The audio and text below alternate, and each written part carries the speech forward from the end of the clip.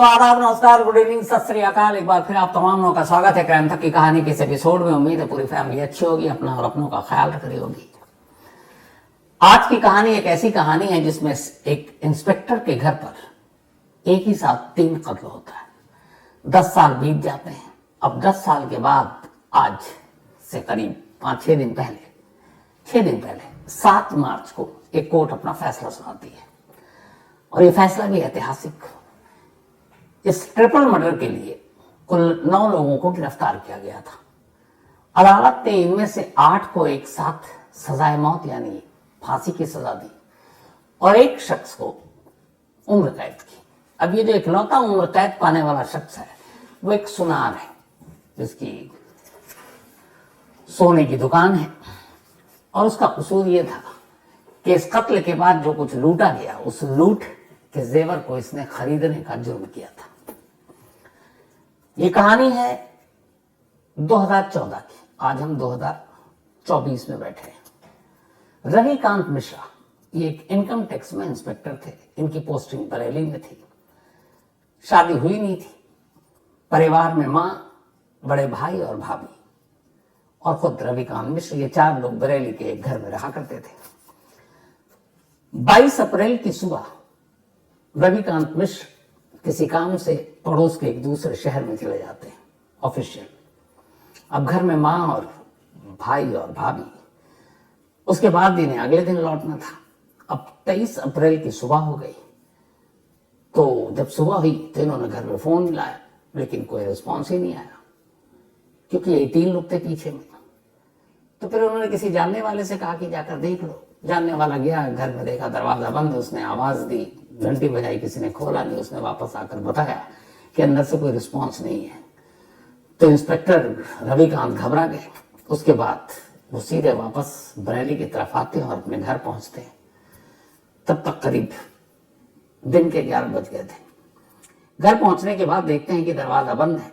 वो पीछे की तरफ जाते हैं तो देखते हैं एक खिड़की की लोहे का ग्रिल जो है वो कटा हुआ है। बड़ा उनको मतलब देखते ही उनका कलेजा बैठ जाता है कि कुछ गड़बड़ है। फिर पीछे की तरफ जाते हैं तो एक दरवाजे की कुंडी टूटी हुई थी। दरवाजा खुला था। वो अंदर दाखिल होते हैं। जैसे ही दाखिल होते हैं सामने सीढ़ी पर खून से लथपथ उनकी मां की लाश पड़ी हुई थी। उनकी मां का नाम पुष्पा। अब वो बदहवास अंदर अपने भाई और भाभी को आवाज देते हुए जाते हैं। जब जाते हैं तो देखते हैं कि बेडरूम में उनके भाई योगेश और भाभी प्रिया की लाश पड़ी है और वो दोनों भी खून से लथपथ। बदहवास वहां से इंस्पेक्टर बाहर निकलते हैं और फौरन आस पड़ोस के लोग जो है वो आ जाते हैं। फिर वो पुलिस को खबर दी जाती है। पुलिस की टीम पहुंचती है। अब पुलिस आती है एक इनकम टैक्स इंस्पेक्टर के घर पे एक साथ 3 कत्ल। मामला बड़ा था। लखनऊ तक खबर पहुंची। फौरन जिले के आला पुलिस अफसर स्पॉट पर पहुंचे। अब तफ्तीश शुरू हुई। पहले घर का ही सारा क्राइम सीन देखा गया। तो देखा गया कि घर की अलमारियां खुली हुई हैं। जहां ड्रॉवर जहां पैसे वैसे जेवर रखते थे वो भी खुला पड़ा हुआ है। फिर देखा गया ध्यान से तो कि सारी जो लाशों के साथ खून है वो सब जमे हुए हैं। जिससे अंदाजा लगाया कि यह कत्ल रात को हुआ है और इस कत्ल के हुए करीब 10-12 घंटे बीत चुके हैं।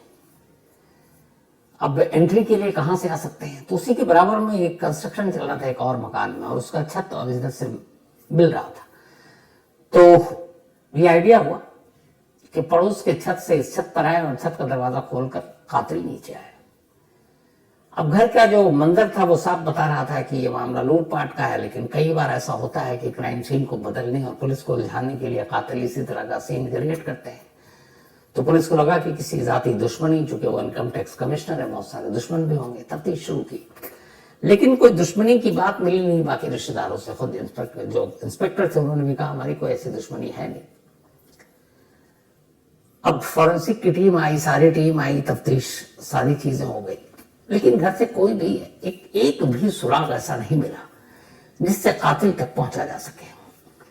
अब धीरे धीरे वक्त बीता। उस वक्त एक यंग एसएसपी आकर वहां पर आए थे, रविंदर गौड़। ये तो अब खैर एसपी से कमिश्नर बन चुके हैं। तो ये उसी इलाके में पोस्टेड वहां के एसपी। एक इंस्पेक्टर के फैमिली में 3 कत्ल केस बड़ा था और अफसरों की भी नजर थी। अब तफ्तीश शुरू हुई। तमाम इलाके के जितने छटे हुए क्रिमिनल, लुटेरे, इस टाइप के लोग थे, चोर उचक्के, उन सब की लिस्ट बनाई गई, उन सबको बुला बुला कर पूछा गया, तोड़ा गया, लेकिन कोई फायदा नहीं, हाथ खाली। अब एसपी की खुद ये कि ये केस इसको सुलझाना है, तो उन्होंने कहा क्या करें, कैसे करें। तो फिर कुछ निकाला तो पता चला कि कुछ अलग अलग इस इलाके में गैंग हैं जो काम करते हैं, लेकिन उस गैंग के भी कुछ लोगों से कोई सुराग मिला नहीं। चूंकि यंग एसपी थे, केस को सुलझाने का एक जुनून था, तो उन्होंने कहा कि कुछ दूसरा तरीका अपनाते हैं। अब कुछ क्लू मिल नहीं रहा था, तो उन्होंने अपनी वर्दी उतारी और एक आम आदमी बनकर, जैसे पुराने जमाने में होता था कि आप रेकी करने और ये सारी चीजें निकल जाते थे अनजान गुमनाम, उन्होंने अपनी गाड़ी दूर छोड़ दी, पुलिस वालों को बताया नहीं, लोकल पुलिस थाने को इन्फॉर्म नहीं किया, अपने ड्राइवर को भी कहा कि किसी को बताना मत, और खामोशी से अपना टी शर्ट और पैंट डालकर उस इलाके में घूमने लगे। अब एक पुलिस अफसर जासूस बनकर इलाके से इस कोशिश में घूम रहा है कि कहीं से कोई क्लू मिल जाए।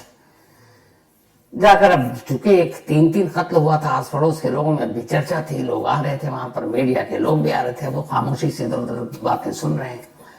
फिर उन्होंने खुद भी कुछ घरों में जाकर आस पड़ोस के लोगों से पूछताछ की कि क्या इस परिवार की दुश्मनी थी। पड़ोसियों ने कहा कि तमाम अच्छे लोग थे, इनकी दुश्मनी तो कभी किसी से थी नहीं, और उस रात कोई आवाज भी सुनाई नहीं दी। अब वो कई चक्कर काटने लगे, कुछ सुराग मिला नहीं। वक्त बीता, होने लगा कि पता नहीं क्या है। तभी एक रोज उनको एक दरोगा ने बताया कि हमने जो पैटर्न और सारी चीजें देखी है, उससे ऐसा एहसास होता है कि इस इंसिडेंट के पीछे एक बिथरी गैंग है, जो इसी तरीके से लोगों को जब मारता है तो फिर मतलब लूटता है तो मार देता है। अब बिथरी गैंग के कौन लोग, ये एक सस्पेंस था, क्योंकि उसमें अलग अलग चेहरे थे, कोई खास चेहरा भी नहीं जिस पर नजर डाली जा सके। तो मामला वहीं का वहीं, केस सुलझ नहीं रहा है, कोई क्लू नहीं मिल रहा है, कोई चश्मदीद है नहीं। बट एसपी साहब ने हिम्मत नहीं हारी, वो लगातार लगे रहे, एक आम इंसान बनकर गुपचुप तरीके से जानकारी निकालने की कोशिश करते रहे। ऐसे ही एक रोज वो फिर निकले, एक पुलिस वाला बनकर नहीं, ताकि कोई पहचाने नहीं, लोकल पुलिस को भी इन्फॉर्म नहीं किया, ड्राइवर को बताया नहीं, गाड़ी दूर छोड़ दी, और उस इलाके में घूम रहे। अचानक घूमते घूमते उन्होंने देखा कि उस घर से कुछ दूरी पर एक घर के बाहर एक महिला खड़ी है, और उन्होंने नोटिस किया कि वो महिला उन्हें लगातार घूर रही है। तो उन्हें बड़ा कुछ अजीब लगा, वो पास गए, तो उन्होंने पूछा तुम्हारा नाम क्या है, तुम्हारा पति है क्या, कोई मर्द घर में है। वो घबरा गई, सकपका गई, कहती है कि क्या पुलिस वाले हैं। उन्होंने कहा नहीं, मैं तो आम आदमी यहाँ का सुना है तो चला आया। लेकिन वो जो दो सवाल था ना कि कोई पुरुष है नहीं, आपका नाम क्या, उस सवाल पे जो उस महिला के चेहरे पे एक घबराहट आई, वो एक जो घात पुलिस वाला होता है वो पकड़ लेता है। उन्हें लगा कि ये महिला इसलिए नहीं डरी हुई है, इसके चेहरे पे इसलिए दहशत नहीं आई है कि वो इस इंसिडेंट के बाद से डरी सहमी है, बल्कि ऐसा लगा कि जैसे वो कुछ चोर है उसके मन में। वहां से निकले, फिर उस महिला के घर की तरफ अगले दिन फिर रुख किया, देखा दरवाजे पे कोई नहीं है। तब उन्होंने पहली बार उस इलाके के एसएचओ को कहा कि इस घर पर नजर रखो और इस महिला के बारे में सारी चीजें पता करो, और यहाँ कौन कौन रहता है ये भी पता करो, और 24 घंटे इस घर पर नजर होनी चाहिए। अब इसके बाद वो नजर रखी गई, जो केस खुल नहीं रहा था, वो एक सवाल और उस चेहरे के कुछ सेकंड की जो दहशत दिखाई दी, उसने बड़ा काम कर दिया। जब उस घर की रेकी की गई तो कुछ अजीब अजीब सी चीज लगी कि यहाँ के लोग बड़े डरे सहमे छुपे हुए हैं। अब वो महिला बाहर जाती तो उस महिला के पीछे पुलिस वाले। तो ऐसे एक रोज वो महिला बाहर निकली, दूर एक नदी के किनारे पहुंची, और जब वहां पहुंची तो एक दूसरी महिला और एक पुरुष, वो पुरुष पे निकल गया, वो दूसरी महिला और ये। तो वहां पे जिस तरीके से ये लोग थे, तब तक पुलिस वाले आ गए कि शायद पता नहीं कुछ हो रहा है, और उन्होंने वहीं उनको पकड़ लिया और बोला कि अब तुम बताओ। तो कहने के साहब हम तो यूं ही आए थे। तो उन्होंने कहा तलाशी, महिला पुलिस वाली भी थी, तलाशी ली। जब तलाशी ली तो उस महिला के पास से एक पर्स मिला, उस पर्स के अंदर कुछ पैसे थे और एक पर्ची थी, और वो पर्ची एक डॉक्टर की पर्ची थी और उस पर्ची पर 2 नाम लिखे थे। एक पहला नाम था पुष्पा देवी और दूसरा नाम जो लिखा था वो लिखा हुआ था Yogesh Mishra, income tax department. अब एक महिला के पास एक पर्स में 2 पर्ची, डॉक्टर की पर्ची थी। तो ये मसला क्या है? तब तक पुलिस ने इंस्पेक्टर साहब को बुलाया जो इनकम टैक्स डिपार्टमेंट में थे। उन्होंने कहा आप ये डॉक्टर की पर्ची को जानते हैं या ये जो है? तो पर्ची तो नहीं पहचाना इंस्पेक्टर साहब ने, जिनके माँ और भाई और भाभी का कत्ल हुआ, लेकिन वो पर्स देखकर वो अचानक चौंक गए। उन्होंने कहा ये पर्स मेरे भाई का है जिसका कत्ल हुआ है। अब ये एक बहुत बड़ा एविडेंस था कि जो घर में कत्ल हुआ, लूटपाट हुई और एक महिला के पास से वो पर्स और पर्स के अंदर ये रहस्यमयी पर्ची पे 2 नाम, और वो दोनों नाम जो है पुष्पा, इंस्पेक्टर साहब की मां, और खुद उनका अपना नाम। अब उसके बाद पुलिस ने तसल्ली से उन दोनों से पूछताछ की, उनको घर ले गए। जब घर ले गए और तलाशी ली तो पहले 4 चांदी के सिक्के मिले। इंस्पेक्टर साहब ने पहचान लिया वो भी कि ये उनके घर के सिक्के थे।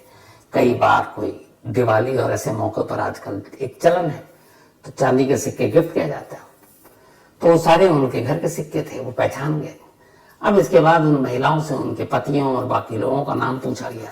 धीरे धीरे करके कुल 9 लोग पकड़े गए। जब 9 लोग पकड़े गए उसके बाद पुलिस की टीम उनको पूछती रही सामान का है, तो 8 लोग पहले पकड़े गए। कुछ सामान उन्होंने कहा हमने फलाने जौहरी की दुकान पे बेच दिया।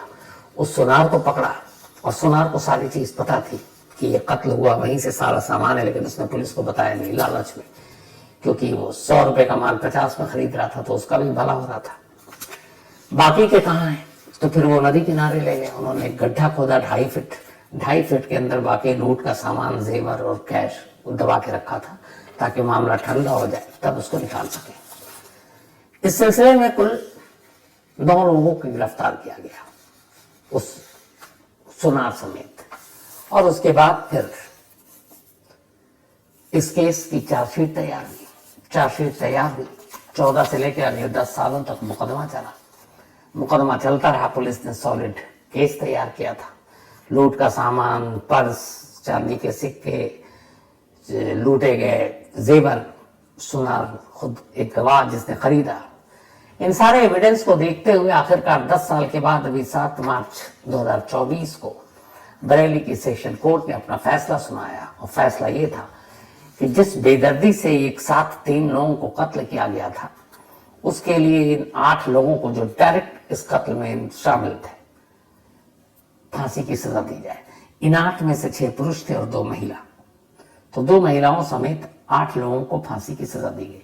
जब ये फैसला सुनाया गया उसमें से एक महिला जिसको फांसी की सजा दी गई है, उसका 8 महीने का एक बच्चा है। उस बच्चे के साथ अभी वो जेल में है। एक सुनार बचा, चूंकि वो डायरेक्ट मर्डर में इन्वॉल्व था नहीं, तो इसलिए उसको उम्र कैद की सजा दी गई है।